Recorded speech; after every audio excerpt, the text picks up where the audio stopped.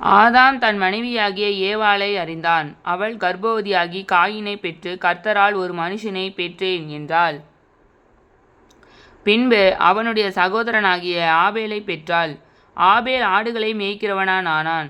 Coin நிலத்தை பயிரிடுகிறவனானான்.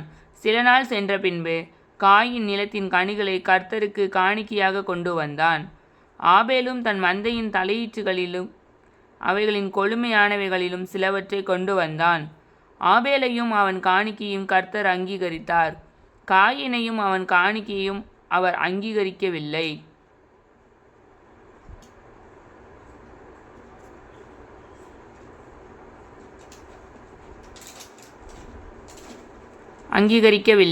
அப்பொழுது காயினுக்கு மிகவும் எரிச்சல் உண்டாகி அவன் முகநாடி வேறுபட்டது. அப்பொழுது கர்த்தர் காயினை நோக்கி, உனக்கு ஏன் எரிச்சல் உண்டாயிற்று? உன் முகநாடி ஏன் வேறுபட்டது? நீ நன்மை செய்தால் மேன்மை இல்லையோ? நீ நன்மை செய்யாதிருந்தால் பாவம் வாசற்படியில் படுத்திருக்கும். அவன் ஆசை உன்னை பற்றியிருக்கும்.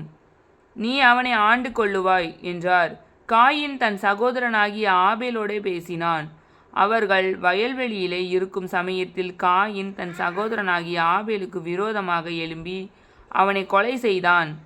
கர்த்தர் காயினை நோக்கி, உன் சகோதரனாகிய ஆபேல் எங்கே என்றார். அதற்கு அவன், நான் அறியேன், என் சகோதரனுக்கு நான் காவலாளியோ என்றான். அதற்கு அவர், என்ன செய்தாய்?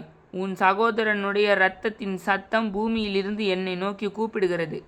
இப்பொழுது உன் சகோதரனுடைய இரத்தத்தை உன் கையிலே வாங்கி கொள்ள தன் வாயை திறந்த இந்த பூமியில் நீ சபிக்கப்பட்டிருப்பாய்.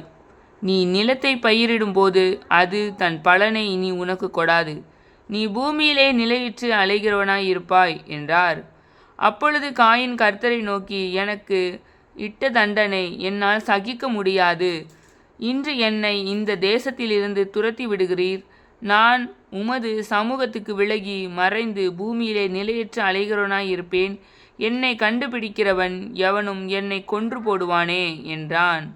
அப்பொழுது கர்த்தர் அவனை நோக்கி, காயினை கொல்லுகிற எவன் மேலும் 7 பலி சுமரும் என்று சொல்லி, காயினை கண்டுபிடிக்கிறவன் எவனும் அவனை கொன்று போடாதபடிக்கு கர்த்தர் அவன் மேல் ஒரு அடையாளத்தை போட்டார். அப்படியே காயின் கர்த்தருடைய சந்நிதி விட்டு புறப்பட்டு ஏதேனுக்கு கிழக்கான நோத் என்னும் தேசத்தில் குடியிருந்தான். காயின் தன் மனைவியை அறிந்தான். அவள் கர்ப்பவதியாகி ஏனோக்கை பெற்றாள். அப்பொழுது அவன் ஒரு பட்டணத்தை கட்டி அந்த பட்டணத்துக்கு தன் குமாரனாகிய ஏனோக்கினுடைய பேரை இட்டான். ஏனோக்குக்கு ஈராத் பிறந்தான். ஈராத் மெகுவேலை பெற்றான். மெகுயவேல் மெட்சூவேலை பெற்றான். மெட்சூவேல் லாமெக்கை பெற்றான். லாமெக்குக்கு 2 ஸ்திரீகள் விவாகம் பண்ணினான். ஒருத்திக்கு ஆதாள் என்று பேர், மற்றொருத்திக்கு சில்லாள் என்று பேர். ஆதாள் யாபேலை பெற்றால் அவன் கூடாரங்களில் வாசம் பண்ணுகிறவர்களுக்கும் மந்தை மீட்கிறவர்களுக்கும் தகப்பனானான். அவன் தன் சகோதரனுடைய பேர் யூபால். அவன் கிண்ணக்காரர் நாகசூரக்காரர்கள் யாவருக்கும் தகப்பனானான். சில்லாளும் தூபால் காயினை பெற்றால் அவன் பித்தளை இரும்பு முதலியவற்றின் தொழிலாளி யாவருக்கும் ஆசாரியனானான். தூபால் காயினுடைய சகோதரி நாமால். லாமேக்கு தன் மனைவியை பார்த்து, ஆதாளே, சில்லாளே, நான் சொல்வதை கேளுங்கள். லாமேக்கின் மனைவிகளே, என் சத்தத்துக்கு செவி கொடுங்கள். எனக்கு காயமுண்டாக ஒரு மனுஷனை கொன்றேன். எனக்கு தழும்புண்டாக ஒரு வாலிபனை கொலை செய்தேன். காயினுக்கு 7 பலி சுமருமானால் லாமேக்குக்கும் 77 பலி சுமரும் என்றான். பின்னும் ஆதாம் தன் மனைவியை அறிந்தான்.